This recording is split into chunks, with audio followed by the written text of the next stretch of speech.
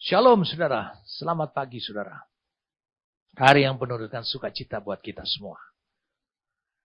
Tentunya saudara sudah menanti-nantikan tentang pewahyuan yang baru, yang segar, yang Allah mau anugerahkan kepada hidup saudara.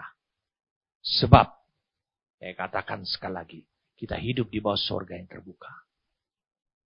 Saya akan melanjutkan kembali lagi tentang ujian kedua panggilan Abraham. Ujian terhadap Abraham sehubungan dengan panggilan ilahinya Tuhan terhadap dirinya Abraham. Sebelumnya mari saya ajak saudara untuk kita berdoa. Mari kita berdoa. Kami bersyukur kepada Engkau Tuhan karena Engkau menyingkapkannya buat hidup kami. Terima kasih untuk anugerah yang Kau berikan kepada kami. Karena kami dipercayakan untuk mengetahui rahasia atau misteri tentang kerajaan-Mu. Terima kasih karena Engkau menyingkapkannya, membukakannya, supaya kami bukan hanya bisa menikmati berkat yang terkandung di dalamnya, tetapi lebih daripada itu, supaya Engkau menunjukkan terus jalan yang tepat, jalan yang benar. Supaya kami jangan tersandung olehnya. Sehingga kami bisa mencapai tujuan ataupun takdir yang Tuhan telah tetapkan buat hidup kami. Terima kasih karena Kau menyingkapkan tentang panggilan yang tertinggi dan Kau tidak pernah berubah tentang panggilan yang tertinggimu ini Tuhan. Kami bersyukur kepada Engkau untuk apa yang Kau singkapkan buat kami. Minggu lalu Tuhan dan minggu-minggu sebelumnya. Terima kasih karena kami diberikan oleh Tuhan suatu kejelasan apa yang sedang Engkau kerjakan dalam hidup kami. Dan olehnya Engkau menguji kami Tuhan. Terima kasih Bapa, kami siap saat ini untuk mendengarkan firman-Mu. Demi nama Tuhan kami Yesus Kristus. Amin. Kita sedang membahas kembali lagi ujian kedua. Abraham diuji kedua kalinya agar mengusir Hagar dan Ismail. Sebelumnya kita mengajak untuk membaca firman Tuhan, untuk memperkokoh, untuk melanjutkan suatu penjelasan sehingga untuk membuktikan dan menguji pemikiran dan keyakinan saudara, apakah saudara memiliki pemikiran dan keyakinan yang salah, yang bertentangan, dan bukan menurut ajaran Kristus, tapi menurut filosofi dunia ini dan roh-roh dunia ini. Mari kita buka yang pertama kali adalah Kejadian 21. Abraham diuji kedua kalinya agar mengusir Hagar dan Ismail. 21 mulai dari ayat 9. Pada waktu itu Sarah melihat bahwa anak yang dilahirkan Hagar perempuan Mesir itu bagi Abraham sedang main dengan Ishak anaknya sendiri. Berkatalah Sarah kepadanya, usirlah hamba perempuan itu beserta anaknya, sebab hamba ini tidak akan menjadi ahli waris bersama-sama dengan anakku Ishak. Dikatakan bersama-sama dengan anakku tidak akan menjadi ahli waris Ishak. Hal ini sangat menyebalkan Abraham oleh karena anaknya itu.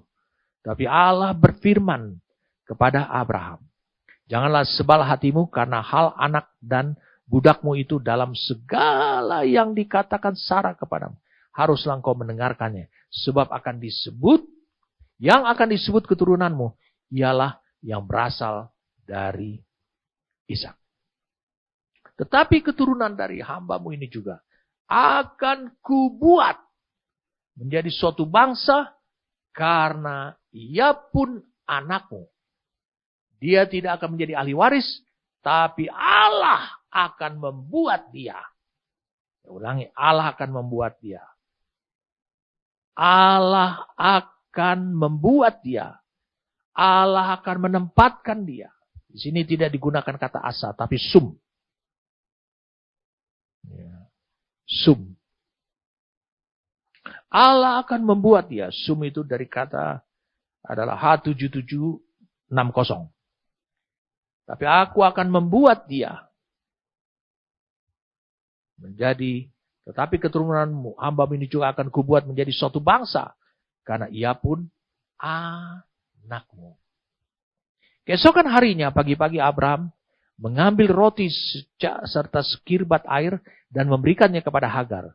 Ia meletakkan itu beserta anaknya di atas bahu Hagar, kemudian disuruhnya lalah perempuan itu pergi. Maka pergilah Hagar dan mengembara di padang gurun Beersheba. Kemudian kita lihat. Kalau seorang anak yang sudah dewasa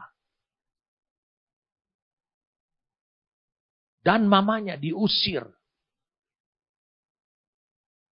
tentu anak ini akan memilih dendam. Apa salah saya sehingga saya diusir? Tapi mari kita lihat sekarang Kejadian 17 ayat yang ke-18. Kejadian 17 ayat yang ke-18. Siapa Ismail bagi Abraham? Dan Abraham berkata kepada Allah, doanya kepada Allah, sekiranya Ismail diperkenankan hidup di hadapanmu. Karena Abraham tidak lagi memiliki keyakinan bahwa lewat Sarah dia akan memperoleh anak yang akan diberi nama Ishak. Saudara bisa bayangkan, 14 tahun atau 13 tahun Ismail tumbuh di hadapannya Abraham. Dan dia menjadi anak yang tunggal bagi Abraham. Bagaimana mungkin dia harus diusir? Tentu, kalau Tuhan setuju terhadap pengusiran itu, tentu ini adalah ujian dari Tuhan. Bukan mengakibatkan Abraham akan hancur. Mari kita lihat, saudaraku. Bagaimana sifat dan perilaku daripada kehidupannya Ismail. Karena yang mengusir Ismail bukan Ishak. Yang mengusir Ismail bukan Sarah. Yang mengusir Ismail adalah Abraham. Bapaknya sendiri, bapak kandungnya. Mari kita lihat. Kejadian 25 ayat 7. Kejadian 25 ayat 7.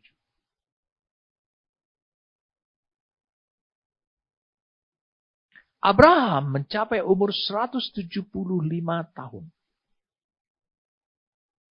Lalu ia meninggal. Ia mati pada waktu telah putih rambutnya. Tua dan suntuk umur. Maka ia dikumpulkan kepada kaum leluhurnya. Perhatikan baik-baik. Perhatikan baik-baik. Nanti kita akan bacakan.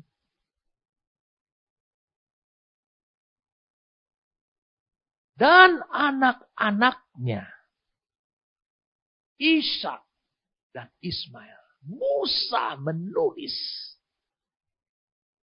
Anaknya Abraham itu bukan yang dari Ketura.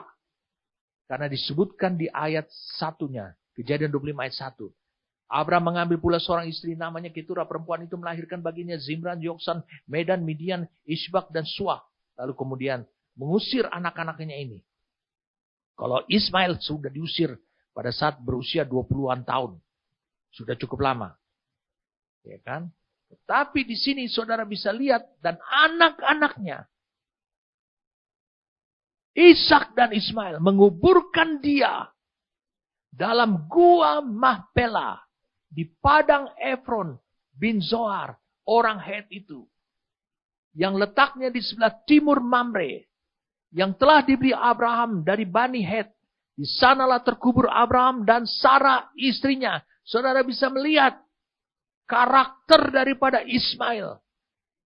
Dia tetap mengakui bahwa Abraham ini adalah bapaknya. Dan dia tidak ada konflik dengan Ishak. Dia tidak ada sakit hati dengan bapaknya sendiri. Dia menguburkan dan pergi ke kuburan Sarah.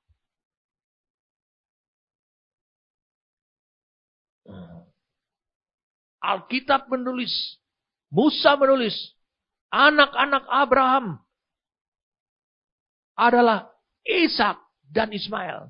1 Tawaris 1 ayat 28. Saudara lihat pada tayangan. Juga ditulis oleh hamba-hamba Tuhan yang bukan Musa. Bahwa anak-anak Abraham adalah Ishak dan Ismail. Minggu lalu saya janjikan kepada saudara. Saya akan memberikan penjelasan kepada saudara. Bahwa Hagar dan Ismail, apa kesalahan mereka sehingga mereka diusir? Ataukah ini menjadi berkat? Apa untungnya buat hidup saudara? Saudara bisa lihat, sekarang lihat hasilnya. Ketika dia diusir, status dia tetap sebagai anaknya Abraham. Itu sebabnya, saya ulangi, itu sebabnya, pada saat perayaan Rosh Hashanah, tahun baru orang Yahudi, tahun baru orang Ibrani, itu kitab yang pertama dibaca adalah kitab Kejadian 21 tentang pengusiran Ismail dan Hagar. Dan Ismail serta Hagar, bahkan keduanya tetap hidup dalam ketaatan. Hagar adalah orang yang kuat untuk dalam ketaatan. Dia mengerti bahwa Allah berdiri atas hukum yang juga diberlakukan kepada hukum manusia. Apa hukumnya itu? Ketika dia ditindas pada saat dia sedang mengandung, dia tidak memohon belas kasihan. Tapi kemudian malaikat Tuhan, ini adalah malaikat yang merupakan malaikatnya yang gambarannya adalah Kristoperus. Ini adalah malaikat yang gambarkan adalah merepresentasikan Kristus. Datang menghampiri dia. Dan mengapa kau di sini? Dan mau kemana kamu? Lalu kemudian dia ditindas, dia bercerita bahwa dia ditindas oleh Sarai. Lalu kemudian dikatakan, kembali kamu ke sana. Supaya kamu ditindas lagi olehnya. Itu perintah Tuhan. Dan dia taati. Saya ulangi, dia taati. Wow, luar biasa sekali. Dan Alkitab lihat. Hagar hidup terus. Bersama dengan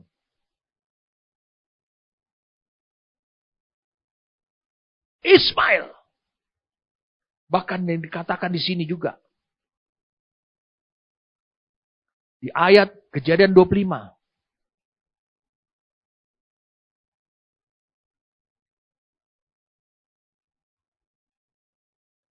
Sorry saudara. Kejadian 25.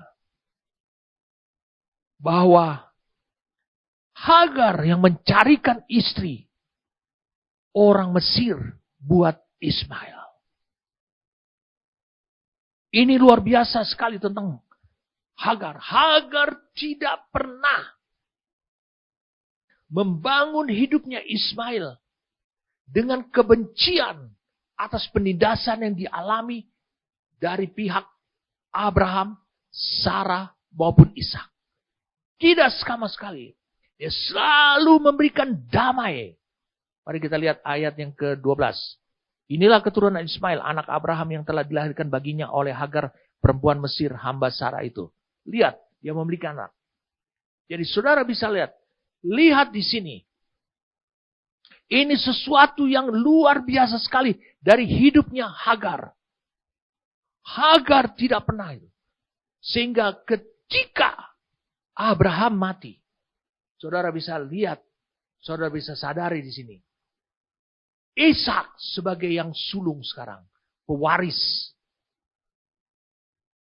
menjadi ahli waris, bisa akur, tidak ada masalah. Nanti saya akan tunjukkan kepada saudara. Wow, ini sesuatu yang luar biasa.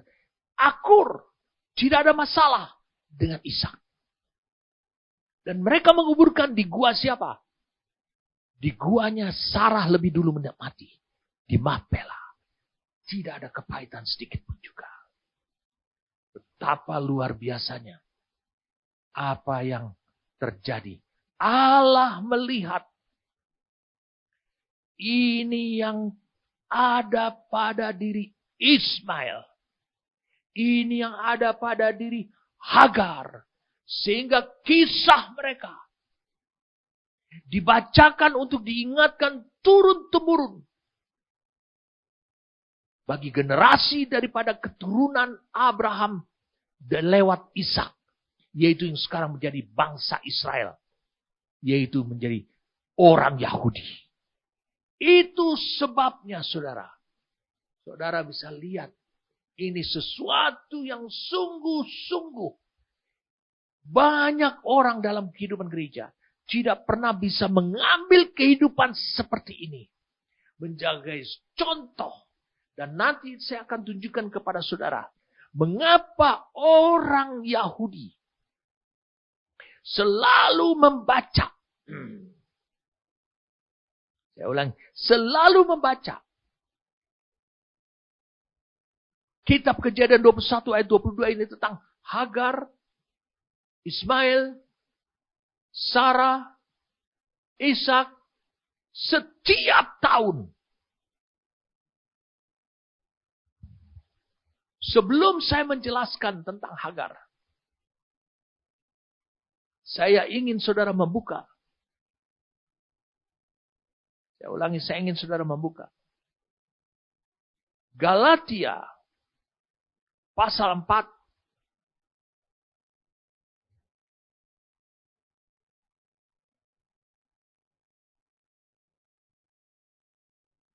Mulai ayat 24.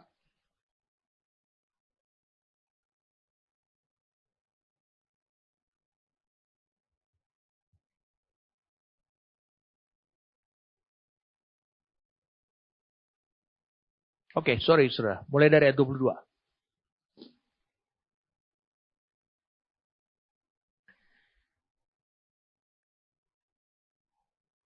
Bukankah ada tertulis bahwa Abraham mempunyai 2 anak dan seorang dari perempuan yang menjadi hambanya dan seorang dari perempuan yang merdeka. Perhatikan baik-baik.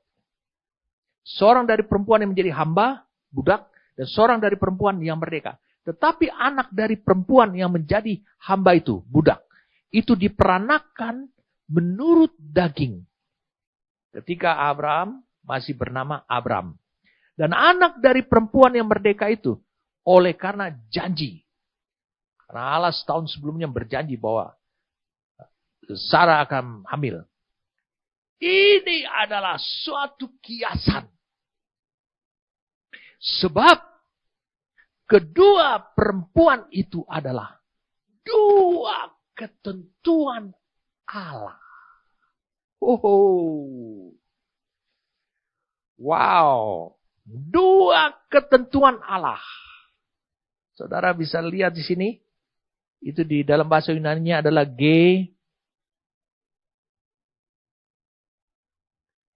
Dalam bahasa Yunani-nya ini adalah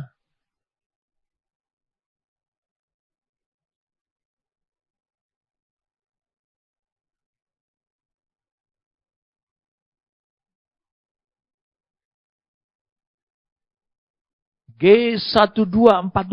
2 ketentuan Allah. Perhatikan baik-baik. Ini digunakan dalam bahasa Yunani-nya G21242 adalah kata diateke. Saya akan coba uraikan apa arti diateke ini. Yang pertama adalah covenant atau ikat janji. Ada 2 ikat janji Allah. Wow. Versi Hagar, bukan versi, tetapi Hagar dan Sarah. Karena dibilang 2. Kemudian dikatakan arrangement, pengaturan. Kemudian digunakan kata disposition, ini juga bisa dikatakan atau kompak. Ini digunakan kata ketentuan. Silakan saudara mau ngambil mana. Tapi di sini adalah betul-betul atas kehendak Allah. Kita baca lagi. Ketentuan Allah yang satu berasal dari Gunung Sinai dan melahirkan anak-anak perhambaan, itulah Hagar. Betulkah? Hagar itu berasal dari Gunung Sinai, bukan, dia orang Mesir. Dia pemberian Firaun. Saya mau sampaikan pada saudaraku, dia orang Mesir. Mesir itu adalah keturunan Ham. Mesir itu adalah keturunan Ham. Mari kita baca. Saya perlu menjelaskan ini supaya tuntas bagi saudara. Kita baca sekarang Kejadian pasal 10. Kejadian pasal 10 nanti kita akan lompat lagi di Kejadian 4 ayat 24 ini. Kejadian 10.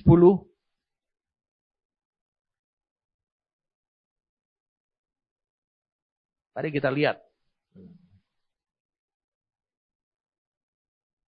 Ayatnya yang ke-6.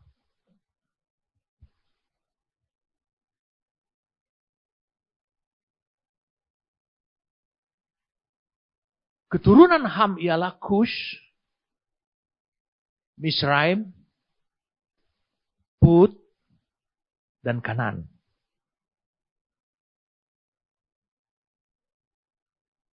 Keturunan Ham ialah Kush, Misraim, Put, dan Kanaan. Saudara nemukan Misraim? Ini luar biasa. Misraim adalah orang Ibrani, saya ulangi, orang Ibrani berarti bagi orang Ibrani, Misraim itu adalah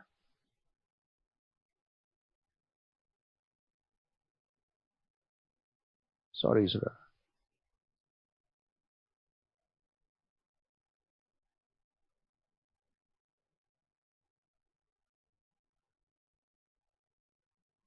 Dalam bahasa Ibrani, Mitzraim. Mitzraim. Itu adalah penyebutan bagi orang Ibrani karena Musa adalah orang Ibrani yang artinya adalah Mesir atau tanah Mesir. Lihat, baca kemudian ayat yang ke-7. Keturunan Kus ialah Seba, Hawila, Sabta, Raima, dan Sabteka. Anak-anak Rema ialah Sheba dan Dedan. Kus memperanakan Nimrod. Dialah mula-mula sekali orang yang berkuasa di bumi. Dia seorang pemburu yang gagah perkasa di hadapan Tuhan. Sebab itu dikatakan orang seperti Nimrod, seorang pemburu yang gagah perkasa di hadapan Tuhan. Jadi saudara bisa lihat. Dari garis keturunan Ham ini. Itu terbangunlah negeri-negeri dan kerajaan-kerajaan yang benar-benar kerajaan dunia yang kuat-kuat dan hebat-hebat dengan peradabannya. Dan Hagar berasal dari Mesir. Itu merupakan garis keturunan yang Ham. Saudara bisa bayangkan sekarang. Saudara bisa mengerti apa yang saya mau sampaikan kepada saudara.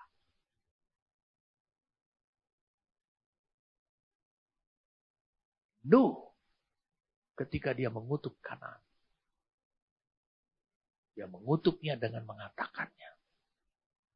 Karena di Kanaan juga munculnya kerajaan-kerajaan yang kuat dan kokoh-kokoh di kemudian hari.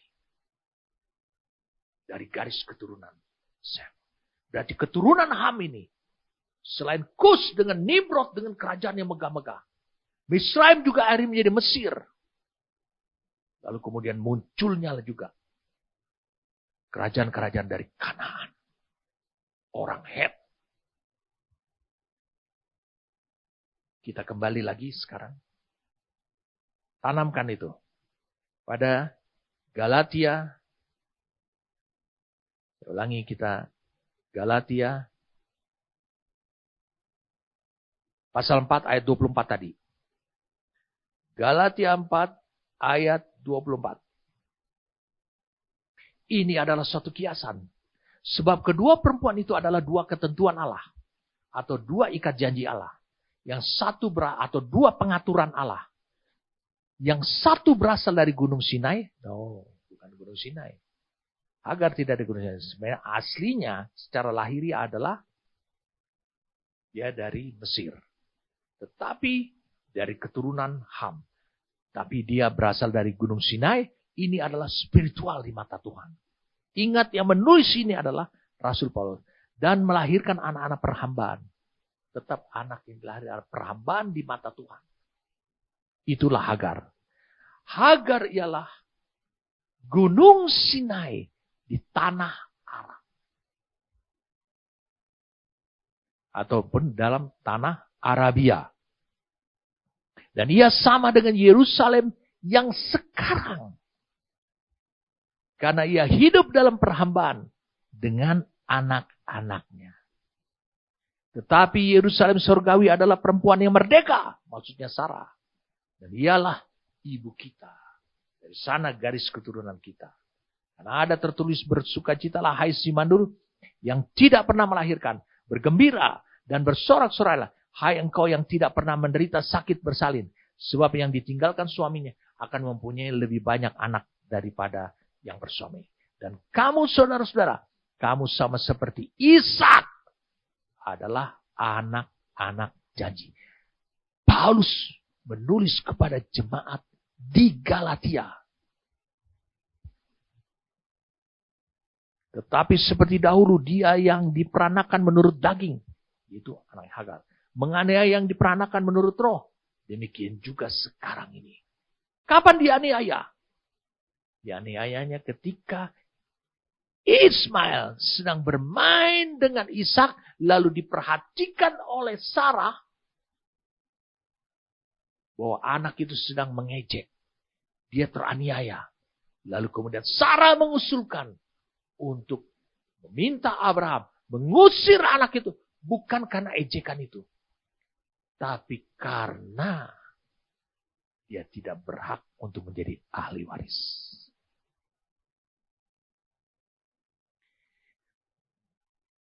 Tetapi apa kata nas kitab suci? Usirlah hamba perempuan itu beserta anaknya, sebab anak hamba perempuan itu tidak akan menjadi ahli waris bersama-sama dengan anak perempuan merdeka itu. Karena itu saudara-saudara, kita bukanlah anak-anak hamba perempuan, melainkan anak-anak perempuan merdeka. Wow. Kita mau bahas dulu tentang Hagar nih saudara. Sebab banyak orang memandang buruk tentang Hagar. Padahal Abraham tidak selingkuh dengan Hagar. Tidak selingkuh. Secara legal itu diperkenankan. Banyak orang di gereja dipengaruhi cara berpikir, pemahamannya, dan keyakinannya oleh filosofi dunia. Termasuk oleh kelompok orang yang berkeyakinan lain. Serta juga oleh roh-roh dunia. Karena mereka mengklaim bahwa nabi mereka, rasul mereka, itu berasal dari garis keturunan Ismail. Saya ulangi, dari garis keturunan Ismail. Itu sebabnya saudara menjadi anti. Tetapi ingat, orang Yahudi setiap tahun baru, hari pertama dia membaca Kejadian 21. Itu yang membuktikan bahwa pada orang Kristen, mereka mudah dipengaruhi oleh filosofi-filosofi dunia ini. Roh-roh dunia ini, ajaran-ajaran yang bukan ajaran Kristus. Kolose 2 ayat yang ke-8. Mari kita baca kembali lagi, ini sangat penting ayat ini. Hati-hatilah supaya jangan ada yang menawan kamu dengan filsafat yang kosong dan palsu, menurut ajaran turun-temurun dan roh-roh dunia, tetapi tidak menurut Kristus. Sampai hari ini saja, saya tidak pernah menemukan di kalangan orang percaya, orang Kristen, ada yang bernama Hagar, anak-anak mereka. Tetapi yang bernama Sarah, banyak sekali. Meski hidupnya mereka itu mirip dengan Isabel. Banyak. Tidak pernah menemukan Hagar. Karena mereka dipengaruhi. Mereka ditawan oleh filosofi yang salah. Kita sedang membahas tentang Hagar.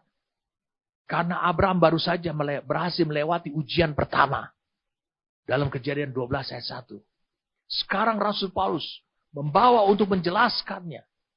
Mengapa ujian yang kedua ini, pengusiran Hagar dan Ismail, ini juga dijelaskan oleh Musa dan sekarang dipertegas, diberikan pengertian lewat Roh yang Kudus melalui tulisan daripada Rasul Paulus di kitab Galatia. Rasul Paulus menyingkapkan dengan benar di sini maksud Allah atas kehidupan Hagar dan Sarah. Sekarang bisalah saudara memang terjawab pertanyaannya, mengapa ketika Hagar sedang hamil berat, dia diusir, dia ditindas, dia lari keluar. Lalu malaikat Tuhan sendiri, lihat, campur tangan Tuhan. Berarti kenapa campur tangan Tuhan atas dosa yang bagi kita itu dosa kecil. Dia meninggikan diri terhadap syarat tuannya, majikannya, nyonyanya. Mengapa? Karena Allah punya rencana. Dan itu tidak boleh gagal lewat Hagar. Saudara bisa lihat campur tangan Tuhan. Lalu malaikat Tuhan datang dan mendatangi Hagar yang sakit hatinya. Yang ditindas secara kejiwaan. Saya katakan ditindas secara kejiwaan. Dikatakan, kembalilah kamu ke sana. Taatilah Tuhan untuk engkau kembali ke sana. Seolah-olah Tuhan punya rencana supaya kamu ditindas di sana. Karena Tuhan punya rencana. Rencana apa Tuhan? Oh, Tuhan punya rencana di masa yang akan datang. Dan Hagar mentaatinya. Rabi Saulus ataupun Rasul Paulus yang kita kenal. Nuliskan bahwa Sarah dan Hagar ada dalam kehidupannya Abraham. Itu merupakan dua ketentuan Allah. Dua pengaturan Allah. Dua ikat janji Allah itu. Luar biasa nih saudara.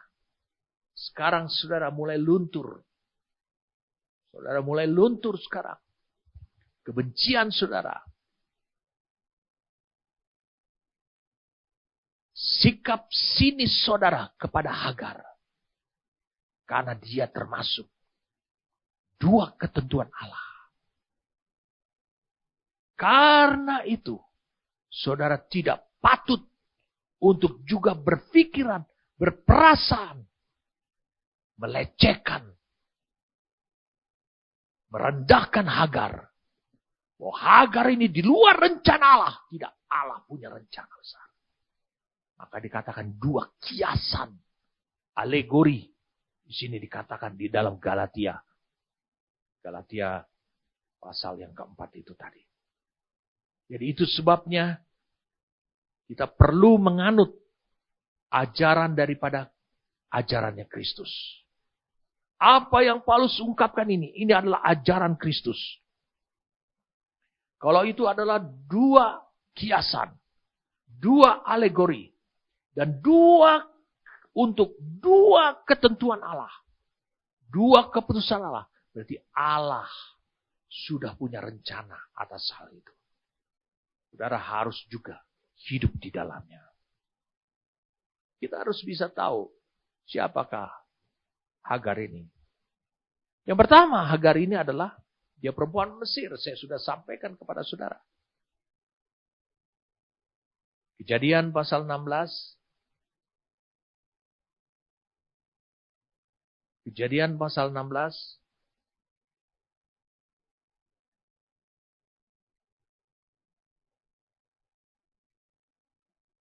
Ayat 1. Adapun Sarai, istri Abraham itu tidak beranak. Yang mempunyai seorang hamba perempuan, orang Mesir, Hagar namanya. Kau harus hati-hati. Jangan kau terperangah. Dikatakan Hagar namanya. Di sini digunakan kata adalah dalam bahasa Ibrani kuno, ini digunakan kata adalah dijuluki Hagar. Dijuluki Hagar. Ya, saya ulangi, dijuluki Hagar. Berkatalah Sarai kepada Abraham, engkau tahu Tuhan tidak memberi aku melahirkan anak, karena itu baiklah, hampiri hambaku itu, mungkin oleh dialah aku dapat memperoleh seorang anak. Dan Abraham mendengarkan perkataan Sarai. Jadi, Sarai, istri Abraham itu, mengambil Hagar hambanya, orang Mesir itu. Yakni ketika Abraham telah 10 tahun tinggal di tanah Kanaan. Lalu memberikannya kepada Abraham, suaminya, untuk menjadi istrinya.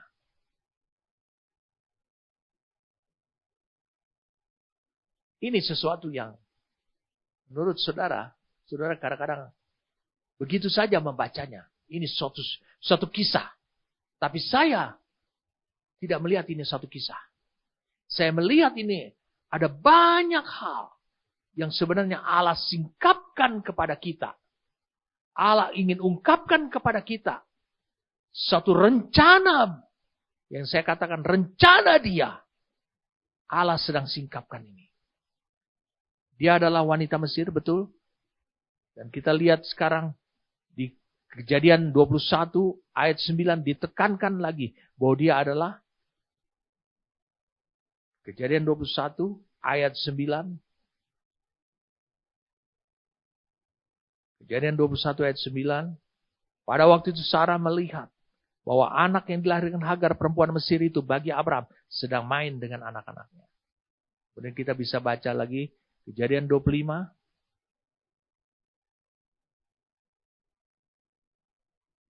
Kejadian 25 untuk mengkonfirmasi statusnya dia. Bahwa dia tetap adalah anak daripada keturunan Mesir. Kejadian 25 ayat yang ke-12. Inilah keturunan Ismail. Anak Abraham yang telah dilahirkan baginya oleh Hagar, perempuan Mesir, hamba Sarah itu.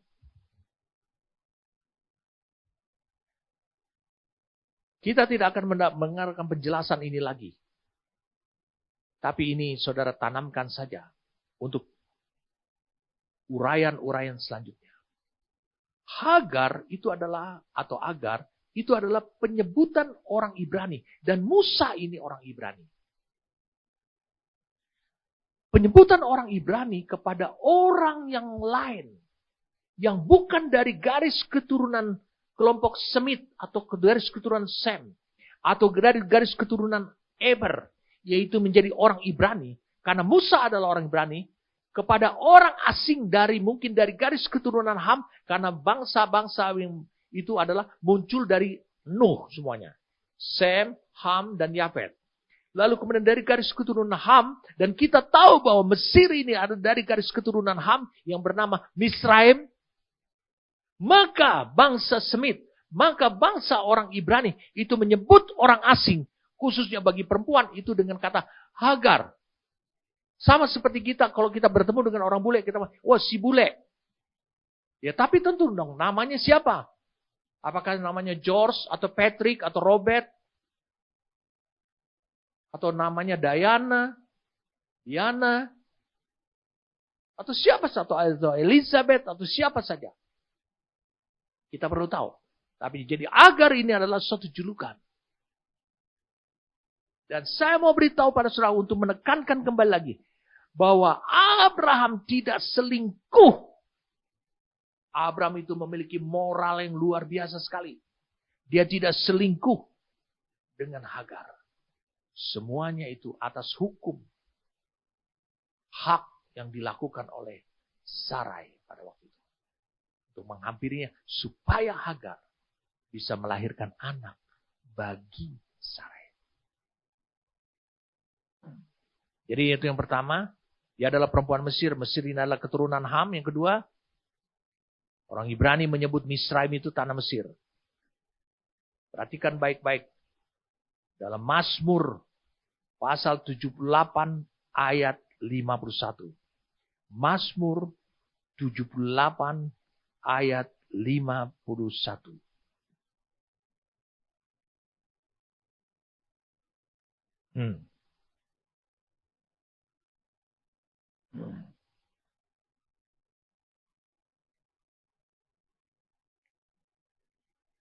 Dibunuhnya semua anak sulung di Mesir. Ini peristiwa tentang, diulang oleh Daud, peristiwa tentang bangsa Israel keluar dari tanah Mesir yang dipimpin oleh Musa.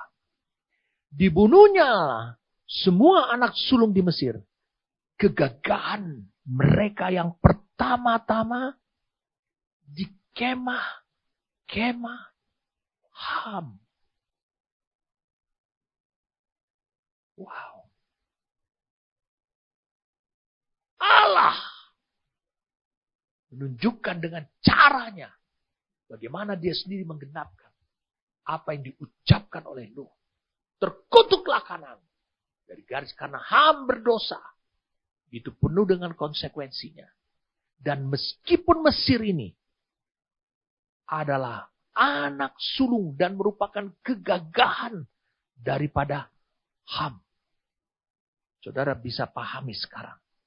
Itu sebabnya Allah menulahi Mesir dengan membunuh semua anak sulung mereka. Semua anak sulung mereka dibunuh oleh Allah. Kalau engkau baca lagi dalam Mazmur 105 ayat 23. Engkau bisa tahu Mazmur 105 ayat 23. Mazmur 105 ayat 23. Demikianlah Israel datang ke Mesir dan Yakub tinggal sebagai orang asing di tanah Ham. Mesir juga disebut adalah tanah Ham. Kita lihat sekarang, berarti Allah yang menggerakkan Yakub untuk tinggal di tanah Ham sebagai orang asing. Mari kita lihat Mazmur 106.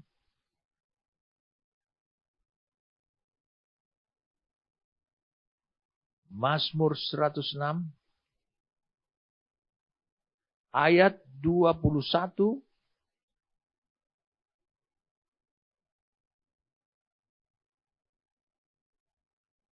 Mereka, ayat 21. Mereka melupakan Allah yang telah menyelamatkan mereka, yang telah melakukan hal-hal yang besar di Mesir. Perbuatan-perbuatan ajaib di tanah Ham.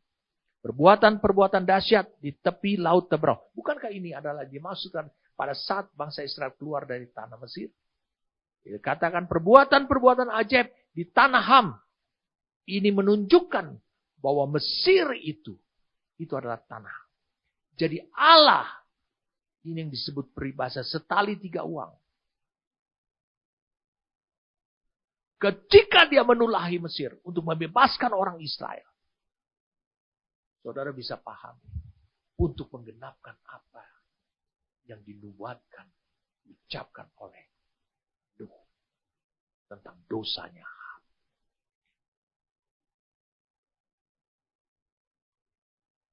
Bukankah kita sedang membahas Hagar? Hagar ini adalah pemberian Firaun di Kejadian 12. Sebagai budak perempuan bagi Abram. Setelah Firaun tahu bahwa Sarai yang rencana awalnya mau diambil oleh Firaun untuk menjadi istri, oleh Firaun ternyata adalah bukan adiknya Abraham saja, tapi dia juga adalah istri Abraham. Itu sebabnya dia anugerahi, dia berikan Hagar sampai diusir Abraham keluar dari Mesir. Apa rencana Tuhan? Hagar adalah dari keturunan Sem. Itu ada Apakah ini untuk mengacaukan perjalanan hidup Abraham selanjutnya? Tetapi kalau kita membaca dalam apa yang ditulis oleh Rasul Paulus adalah itu dua ketentuan Allah. Dua kiasan. Berarti Allah punya rencana. Saya bisa mengatakan dengan berani. Mengatakan ini. Orang yang dipakai oleh Allah seperti Hagar ini. Untuk rencananya yang agung. Bagi Israel. Bagi bangsa-bangsa lain. Adalah Hagar diambil oleh Tuhan dari negeri penyembah berhala. Mesir itu terkenal dengan penyembah berhala binatang. Makanya orang Israel baru berjalan beberapa puluh kilometer saja. Mereka sudah menyembah, membuat patung lembu emas. Jadi Hagar ini diambil oleh Tuhan dari negeri penyembah berhala binatang. Karena Allah punya rencana atas Hagar. Supaya Hagar bisa mengabdi kepada Allah Abraham. Jadi saudara bisa lihat sekarang. Sering sekali Hagar ini menjadi bagian yang terlewatkan. Dari keselamatan Allah buat bangsa-bangsa. Dari keselamatan Allah bagi bangsa-bangsa penyembah ilah-ilah lain. Dari keselamatan Allah bagi Israel, orang Yahudi. Saudara mungkin mengenal Rahab. Saudara mengenal Ruth. Saudara mengenal Betsheba. Saudara mengenal mereka. Namun Hagar ini sebenarnya lebih awal dari mereka. Lebih awal dari kehidupan mereka. Yang dipakai oleh Allah. Tapi saudara, karena saudara terkontaminasi oleh filosofi daripada roh-roh dunia ini. Oleh filosofi keyakinan saudara, pemikiran saudara tentang Hagar dan Ismail. Itu milik daripada kelompok orang non-Kristen. Kelompok orang yang meyakini bahwa garis keturunan mereka berasal dari mereka. Itu sebabnya saudara tidak menemukan rencana Allah yang agung. Yang juga berdampak pada hidup kalian.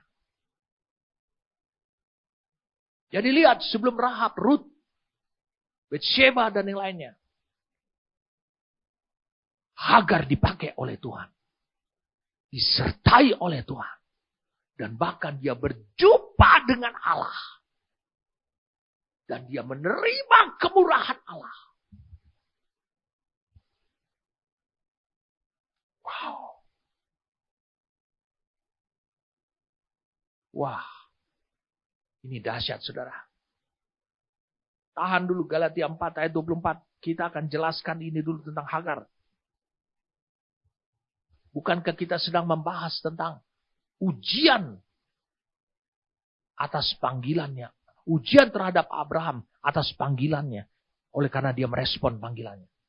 Lihat. Saya ingin supaya saudara lihat apa yang rencana Allah. Kita lihat dari Kejadian pasal 16.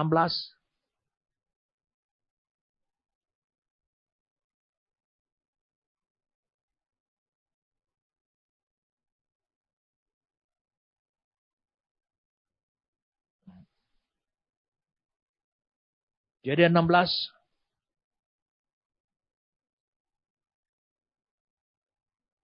Kata malaikat itu di ayat 9. Lalu kata malaikat Tuhan itu kepadanya, kembalilah kepada nyonyamu, biarkanlah engkau ditindas di bawah kekuasaannya.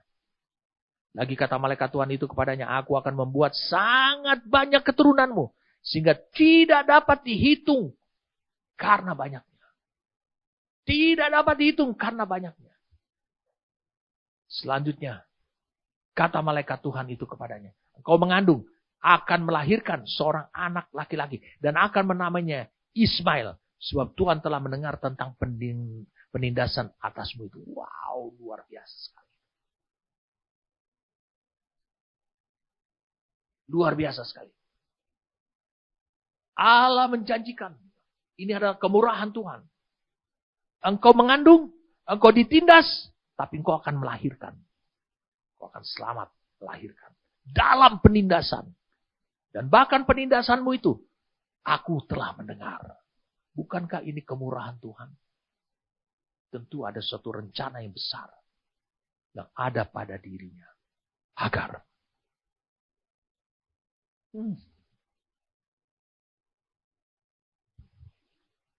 Wow. Kau kembali lagi melihat apa yang terjadi. Kemudian dikatakan lagi di ayat yang ke-12, seorang laki-laki yang lakunya seperti keledai liar. Demikianlah nanti anak itu. Tangannya akan melawan tiap-tiap orang. Tiap-tiap orang. Dan tangan tiap-tiap orang akan melawan dia. Dan di tempat kediamannya, ia akan menentang semua saudaranya. Tapi dikatakan di sini bukan menentang. Kalau kau lihat dalam King James Version, dalam KJV, dikatakan, kita kutip saja bagian terakhirnya. And he shall dwell in the presence of all his brethren. Dan dia akan hidup, akan tinggal di dalam hadirat daripada kehadiran daripada saudara-saudaranya. Kehadiran saudara-saudaranya. Siapa sih saudaranya Ismail ini? Kau akan memberi dia nama Ismail. Dan ini dilakukan oleh Hagar. Bukankah Hagar itu orang yang taat? Ingat, ini belum kejadian pasal, belum Ismail lahir. Lihat apa yang dikatakan. Apa yang terjadi pada Hagar. Kemudian Hagar, ayat 13, menamakan Tuhan yang telah berfirman kepada itu dengan sebutan, Engkaulah El Roi. Sebab katanya, bukankah di sini kulihat dia yang telah melihat aku? Bukankah di sini kulihat dia yang telah melihat aku? Jadi aku melihat dia dan dia melihat aku. Ini hal yang luar biasa sekali. Siapa hamba Tuhan? Sebelum, saya ulangi, sebelum Hagar yang berjumpa dengan Tuhan seperti ini. Tidak ada. Dan bahkan yang luar biasa sekali. Sebelum Allah juga menamakan Allah, Jehovah Jireh. Di Kejadian 22, Hagar berani menyebutkan, menamai Allah dengan kata El Roi.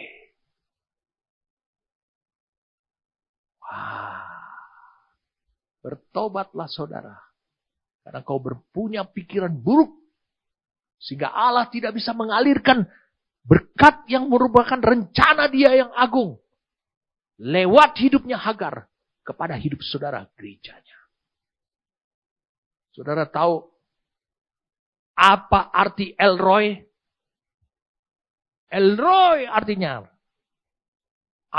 adalah Allah melihat aku, kemudian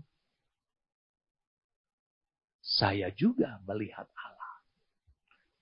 Allah melihat aku, Allah melihat kebutuhanku, Allah melihat penindasanku, Allah melihat penderitaanku,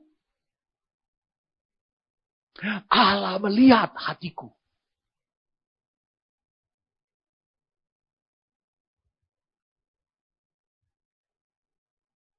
Bukankah Hagar penuh dengan kemurahan Tuhan? Tidaklah mungkin ada seseorang seperti Hagar ini yang di mana surga terus mengikuti kemana dia pergi. Memang alasannya adalah karena Abraham. Tapi lihat, Esau aja cucunya Abraham. Tetapi Allah sendiri berkata di Maleakhi 1. Allah berkata, lihat pada tayangannya. Aku benci Esau. Allah tidak pernah mengucapkan dia membenci Hagar. Tidak pernah sama sekali.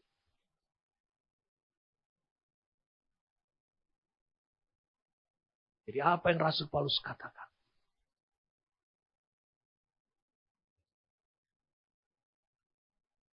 Bahwa kedua perempuan ini, Sarah dan Hagar, adalah kiasan dari dua ikat janji Allah. Ikat janji Allah di Gunung Sinai. Ikat janji Allah pada perempuan merdeka. Yaitu kita gerejanya. Dan ini harus menjadi realita. Tidaklah mungkin Hagar masuk pada rencana agungnya Tuhan. Saya katakan rencana agungnya Tuhan.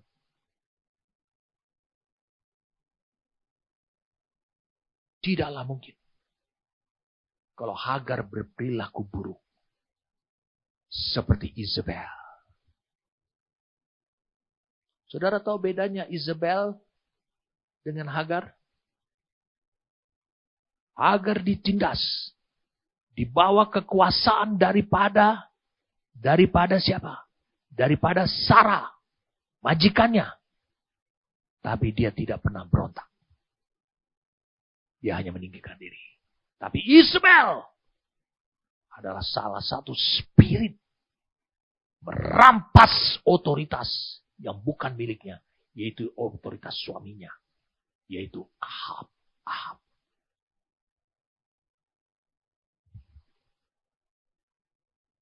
Wow. Sekarang saudara mengerti apa yang Tuhan mau tujukan di sini. Jadi kita akan mudah untuk bisa menjelaskan mengapa ini menjadi ujian kedua buat Abraham sehubungan dengan panggilannya dia. Dan sehubungan dengan imannya Abraham. Saudara bisa lihat awalnya. Setelah sekian tahun lamanya. Ulangi. Di Kejadian 21 yang dibacakan setiap tahun baru ini. Tahun baru hari pertama loh. Ini hari pertama dibacakan. Dibacakan selalu. Di orang Yahudi setiap merayakan tahun barunya. Sekian tahun lamanya Abram mempunyai anak melalui Hagar, yakni Ismail. Maka Sarah mengusirnya. Padahal sebelum memiliki Ishak lahir, pikiran Abram hanya satu saja. Dia Ismail. Dan selama hampir 14 tahun, anakku ini hanya Ismail saja. Tapi pada saat usia 13 tahun, Tuhan berfirman kepada siapa? Kepada Abraham. Bahwa yang disebut keturunanmu adalah Ishak. Oh, dia kaget. Lalu dia datang pada Tuhan. Sekiranya. Di Kejadian 17 ayat 18 itu. Saudara lihat pada saya. Sekiranya. Katakan begini. Lihat permintaan konyolnya Abraham ini. Aneh sekali. Kejadian 17 ayat yang ke-18. Wow. Dan Abraham berkata kepada Allah, sekiranya Ismail diperkenankan hidup. Dikatakan di hadapanmu. Sekiranya dia diperkenankan hidup di hadapanmu.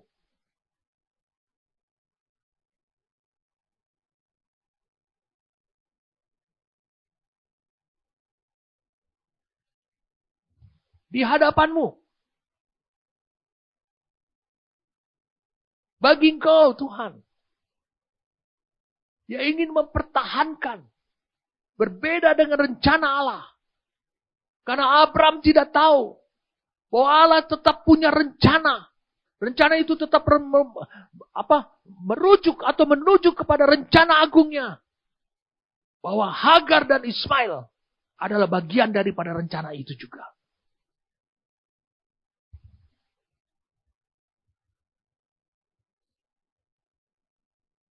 Kalau Kristus, saya ulangi, Kalau Kristus tidak lahir dari garis keturunan Ishak dan seterusnya, maka dia dari garis keturunan Ismail tentunya. Apa artinya buat kita? Bukankah Allah yang memiliki perspektif kemahatauannya? Bukankah Allah yang memiliki prapengetahuan? Dia tahu sebelumnya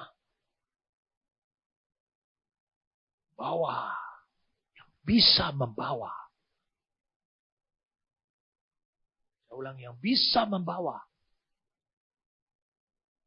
membuat, menunjukkan kepada dunia ini, kepada semua manusia, dimensi-dimensi Allah, itu justru adalah dari garis keturunan Ishak dan seterusnya, sampai kepada Kristus. Makanya dimensi yang ada pada diri Kristus adalah dimensi Allah Abraham, Allah Ishak, Allah Yakub, Allah Israel, Allah Sem, dan bahkan seluruh kepenuhan Allah berdiam dalam dirinya. Kristus Sang Mesias. Wow, luar biasa saudara.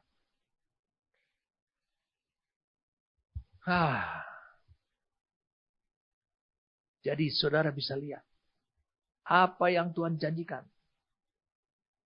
Dia bilang begini, ketika dia mengajukan diri, sekiranya Ismail diperkenankan hidup di hadapan.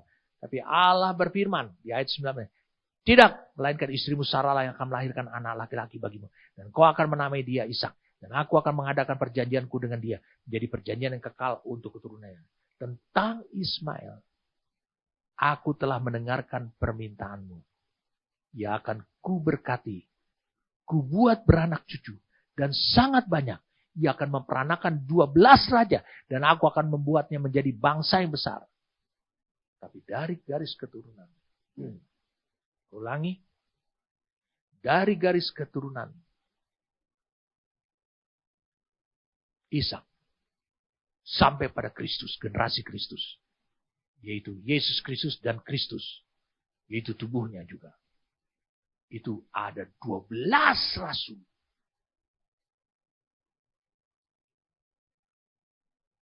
Amin. Luar biasa saudara. Jadi pengusiran Hagar dan Ismail ini, itu diprakarsai oleh Sarah. Namun Tuhan setuju. Dia katakan, dengarkanlah apa yang dikatakan itu. Dengarkanlah. Saudara bisa lihat nanti mengapa Ismail disebut anak kedua.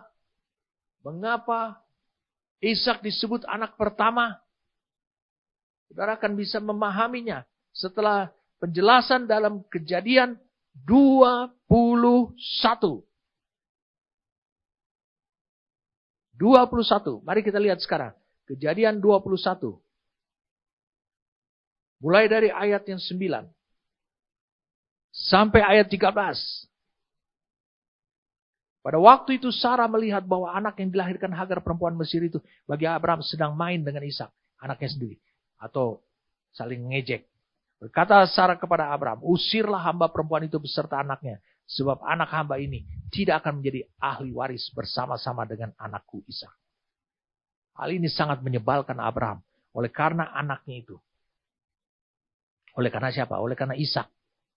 Tetapi Allah berfirman kepada Abraham, jangan sebal hatimu. Jangan kau sedih. Jangan kau kesal. Karena hal anak dan budakmu itu. Dalam segala yang dikatakan Sarah kepadamu. Haruslah engkau mendengarkannya. Oh, Tuhan ternyata setuju. Ini sudah konspirasi antara Tuhan dengan Sarah. Sebab yang akan disebut keturunanmu ialah yang berasal dari Ishak. Ini berbicara tentang takdirnya Ishak. Kemudian tetapi keturunan dari hambamu itu juga akan kubuat menjadi suatu bangsa. Karena ia pun anakmu. Esokan harinya pagi-pagi Abraham mengambil roti serta sekribat air dan memberikannya kepada Hagar. Ia meletakkannya itu beserta anaknya di atas bahu Hagar. Kemudian disuruhnyalah perempuan itu pergi. Maka pergilah Hagar dan mengembara di padang gurun Beersheba.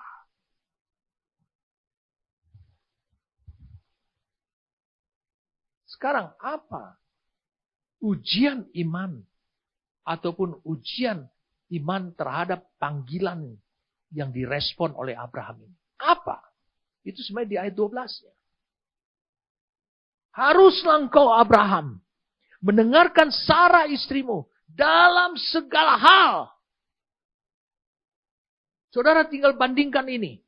Apa yang dikatakan, diucapkan di dalam Kejadian 3. Mari kita baca dulu Kejadian 21 ayat 12. Tetapi Allah berfirman, janganlah sebal hatimu, karena hal anak dan budakmu itu dalam segala yang dikatakan Sarah kepada. Dalam segala hal yang dikatakan Sarah kepadamu, haruslah engkau mendengarkan. Jadi harus dengarkan istri. Sebab yang akan disebut keturunanmu ialah yang berasal dari Ishak. Sekarang kita lihat Kejadian 3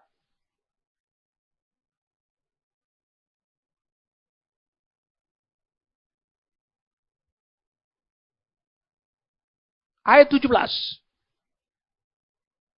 Lalu firman-Nya kepada manusia itu, kepada Adam, karena engkau mendengarkan perkataan istrimu dan memakan dari buah pohon yang telah kuperintahkan kepadamu, jangan makan. Nah, ini istri mendorong untuk memperkatakan sesuatu dan ditaati oleh Adam, jangan untuk melanggar tuh, untuk jatuh dalam dosa. Maka terkutuklah tanah karena engkau dengan bersusah payah engkau akan mencari rezekimu dan dari tanah sumur hidupmu. Wow. Semak duri dan rumput duri yang akan dihasilkan bagimu. Dan tumbuh-tumbuhan di padang akan menjadi makananmu. Dengan berpeluh kau akan mencari makanan. Sampai engkau kembali lagi menjadi tanah. Karena dari situlah engkau diambil. Sebab engkau debu dan engkau akan kembali menjadi debu. Lihat. Pada diri Adam, karena engkau mendengar perkataan istrimu dan membuat engkau jatuh dalam dosa. Tapi kepada Abraham, lain lagi apa yang Tuhan katakan. Dalam segala hal engkau harus mendengarkan istrimu.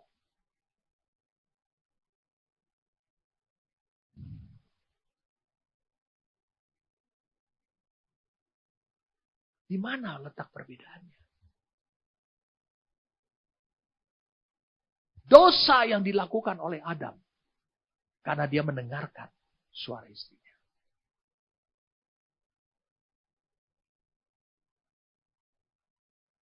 Itu adalah pencobaan untuk membuat Adam jatuh. Dan itu merusak, saya katakan tidak menghancurkan, rencana agungnya Allah. Tetapi Abraham dipertegas oleh Tuhan. Kau harus mendengarkan suara istrimu. Karena dia belum paham. Bukankah kita lagi membahas tentang panggilan Allah? Menurut Kejadian 1 ayat 26 sampai 28. Supaya bisa menggambarkan rupanya Allah. Boleh saya jelaskan sesuatu? Kau harus dengarkan Sarah istrimu dalam segala hal. Sebab Allah berkata, yang disebut keturunanmu itu adalah yang dari Ishak.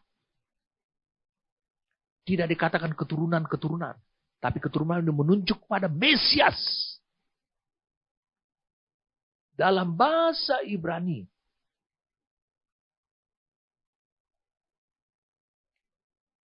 tidak ditemukan kata taat.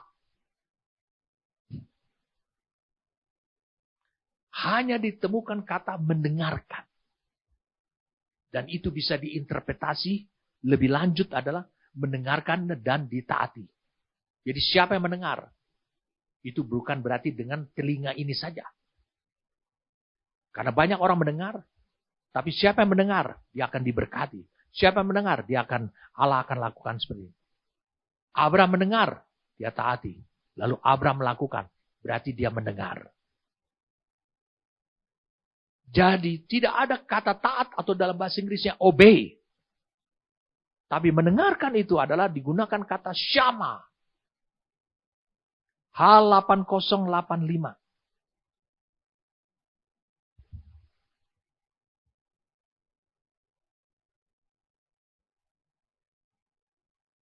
Jadi Allah, saya ulangi. Jadi Allah meminta kepada Abraham untuk dia bisa dengar. Dia bisa dengar suara Tuhan. Arti kata dan dia mentaatinya lewat Sarah. Karena di situ mengandung rencana Allah. Dan Abraham mentaatinya. Di ayat 14, keesokan harinya pagi-pagi Abraham mengambil roti serta sekeribat air dan seterusnya. Berikannya kepada Hagar. Berikan. Apa yang Tuhan inginkan dari semua cerita ini? Kita tarik dulu beberapa poin penting. Abraham taat mendengar suara Sarah. Kita lihat di sini dari ayat 15 sampai ayat 21, Kejadian 21 ini. Ya, ayat 15 sampai ayat 21. Dampak daripada ketaatannya Abraham. Ayat 17. Mari kita baca dari ayat yang ke 14. Keesokan harinya pagi-pagi Abraham mengambil roti serta sekeribat air dan memberikannya kepada Hagar. Ia meletakkannya beserta anaknya di atas bahu Hagar. Kemudian disuruhnyalah perempuan itu pergi. Maka pergilah Hagar dan mengembara di padang gurun Bersyeba. Ketika air yang dikiribat itu habis, dibuangnyalah anak itu ke bawah semak-semak. Dan ia duduk agak jauh. Kira-kira sepemanah jauhnya. Sebab katanya, tidak tahan. Ini kata Hagar. Aku melihat anak itu mati. Padahal anak itu sudah dewasa. Sudah 20-an tahun. Sedang ia duduk di situ. Menangislah ia dengan suara nyaring. Siapa yang bersuara? Siapa yang bersuara? Hagar. Allah mendengar suara anak itu.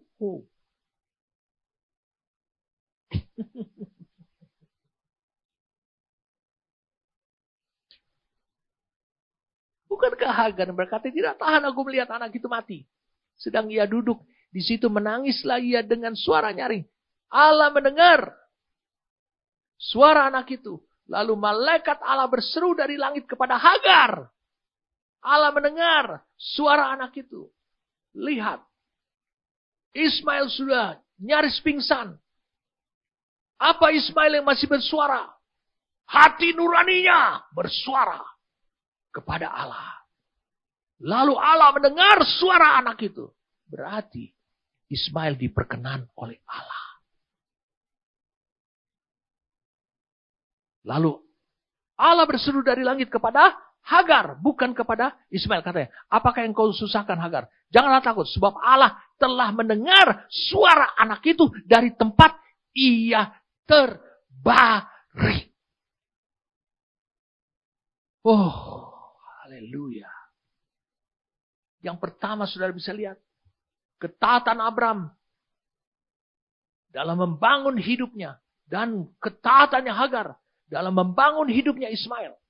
Itu bisa mengakibatkan suara hati daripada Ismail didengar oleh Allah.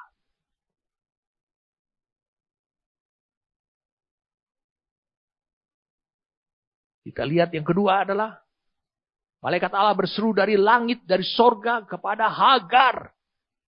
Ya, sorga terbuka buat Hagar.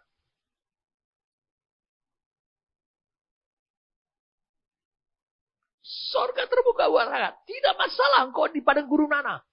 Kekeringan seperti apa. Yang penting sorga terbuka. Ini rencana agung buat gerejanya. Kita baca langsung. Nanti minggu depan kita akan bahas. Apa tujuannya? Mengapa Hagar dan Ismail itu diusir pergi? Selain untuk menguji panggilannya Abraham. Lihat. Ayat 18. Bangunlah, angkatlah anak itu. Bimbinglah dia. Sebab aku akan membuat dia menjadi bangsa yang besar. Di sini tidak dikatakan kata, tidak digunakan kata asa. Aku akan membuat dia menjadi bangsa yang besar. Digunakan kata adalah kata sum. H7760. Sum ini adalah sebab aku telah menentukan dia menjadi bangsa yang besar. Sebab aku telah men-set dia, menetapkan dia menjadi bangsa yang besar. Jadi tidak diperlukan proses lagi. Tapi Allah menjadikan dia bangsa yang besar. Kamulah bangsa yang terpilih, imamatin rajani. Itu sebuah bangsa yang besar. Gereja adalah bangsa yang besar.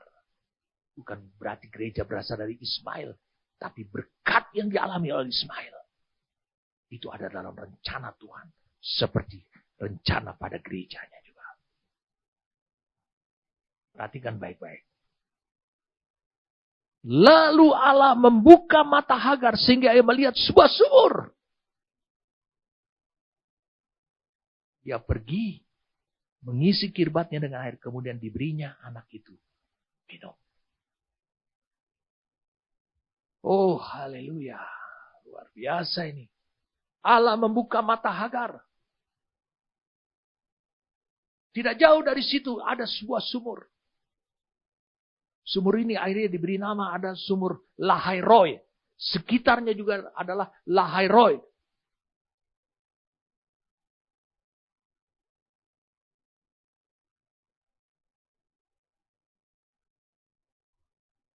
Oh sorry saudara, bukan Lahairoi. Sorry, maaf saudara, bukan Lahairoi.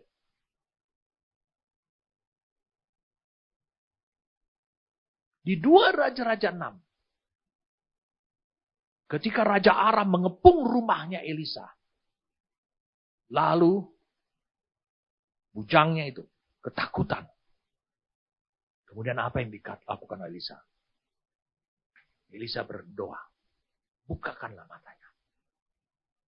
Ketika dia membuka matanya, dia melihat tampak di gunung itu penuh dengan kuda, kereta berapi sekeliling Elisa.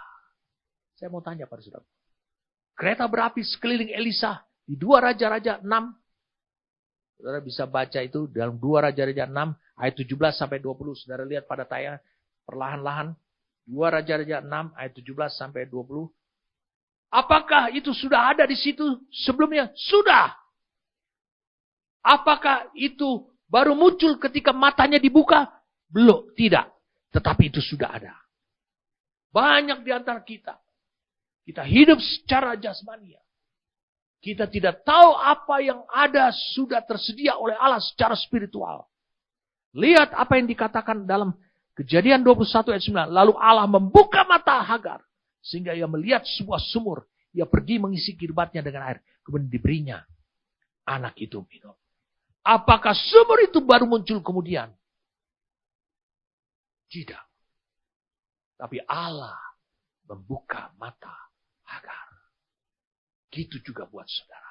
Saudara yang ada dalam rencana Tuhan. Kadang-kadang kau tidak mengerti tentang penderitaan yang kau alami. Engkau tidak mengerti tentang segala sesuatu yang menyakitkan buat hidup kalian. Kalian tidak mengerti akan semuanya itu. Sampai Tuhan membuka matamu. Dan kau bisa melihat, engkau bisa memahami apa yang Tuhan telah sediakan bagi kau. Jadi yang ketiga, saudara lihat. Adalah ayat 20. Allah menyertai anak itu Ismail. Sehingga bertambah besar. Ia menetap di padang gurun. Dan menjadi seorang pemanah. Menurut kitab sejarah. Hagar ini dan Ismail. Tumbuh besar di dalam gua-gua. Di bawah tanah. Dalam gunung tanah. Saudara bisa bayangkan bagaimana rencana agung Tuhan yang sudah diucapkan kepada Hagar, yang sudah diucapkan kepada Abraham tentang Ismail, yang juga Ismail sendiri bisa hidup menggenapkan rencana Allah.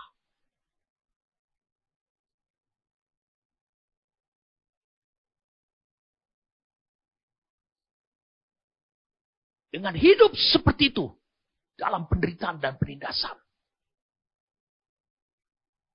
Tapi yang terpenting kita lihat, kita tidak temukan sama sekali bahwa Hagar dan Ismail melanggar tata krama, melanggar etika, melanggar hukum, atau menjadi jahat terhadap Sarah, ataupun Ishak, ataupun kepada Abraham. Tidak pernah.